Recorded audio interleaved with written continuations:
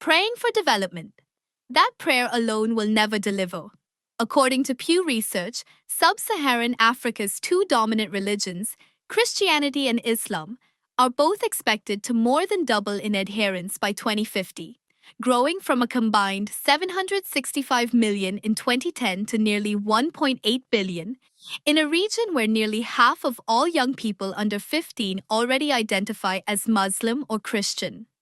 Those numbers are staggering, and they point to a trajectory that Africa's economic future cannot afford to ignore.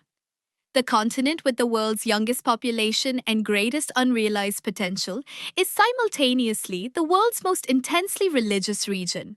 And the relationship between those two facts is one of the most consequential and least discussed development questions of the 21st century. This is not an argument against faith itself. It is an argument against the specific way religion is being deployed in African societies. As a replacement for critical thinking, an explanation for poverty, and a mechanism that channels the intellectual energy of an entire generation away from the structural reforms and scientific reasoning that are the documented engines of economic development. Japan, South Korea, Germany, and Singapore are not godless societies.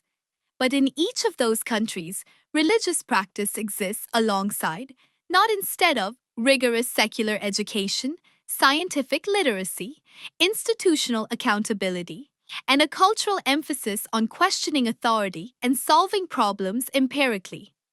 In much of sub Saharan Africa, religion does not coexist with those values, it actively displaces them. The economic consequences are measurable and severe. Countries that have undergone the most dramatic poverty reduction in modern history, South Korea, Taiwan, China, Singapore, did so through investments in science education, technological development, institutional reform, and the deliberate cultivation of a culture that prizes innovation and questioning over deference and acceptance. South Korea in 1960 had a per capita income comparable to Ghana. Today, South Korea's economy is among the most sophisticated on earth. The divergence did not happen because of natural resources, geography, or foreign aid. It happened because of choices made about what to teach children to value and how to develop human capital. South Korea invested in engineers, scientists, and critical thinkers. The political consequences compound the economic ones in ways that reinforce each other. When African youth are conditioned from childhood to accept authority without question, they carry that disposition into their relationship with political institutions.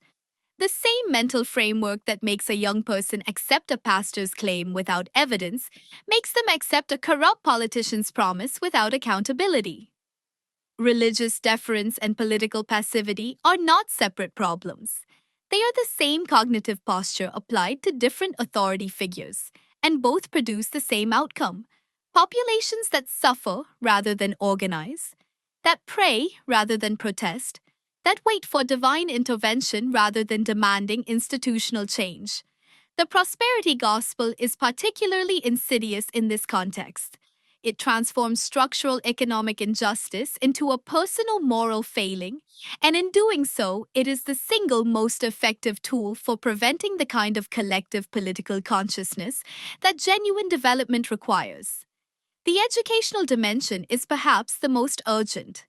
In classrooms across DRC, Nigeria, Uganda, and a dozen other countries, children are spending hours each week in religious instruction that crowds out science, critical reasoning, and civic education.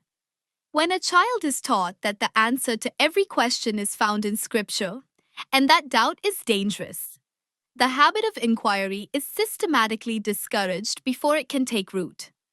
The scientists, engineers, and entrepreneurs that Africa desperately needs are not being produced at scale, not primarily because of inadequate infrastructure or foreign exploitation, but because the educational culture in which African children are raised treats certainty as virtue and questioning as transgression. With nearly half of sub-Saharan Africa's Muslim population under age 15 in 2010, and similar proportions across Christian communities, the religious socialization of the next generation is already well underway. The window for a different approach is narrowing, not widening. Africa is not poor because God has not blessed it. It is one of the most resource rich regions on earth. Africa is poor because its human capital has been systematically diverted away from the secular, scientific, and critical thinking traditions that transform natural resources into developed economies. Until that diversion is honestly confronted, not as an attack on faith, but as a defense of the future Africa's young people deserve, the prayers will continue and so will the poverty.